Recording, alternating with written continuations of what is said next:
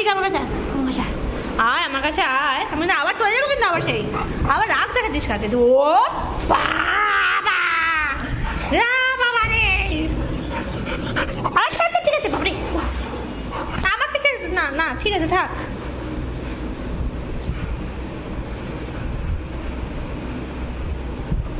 আমি চলে গেলাম, চলে যাচ্ছে আমি।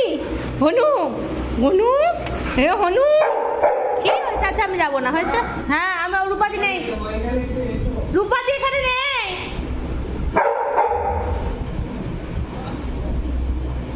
লো লো লো লো লো লো লো লো লো লো লো লো লো।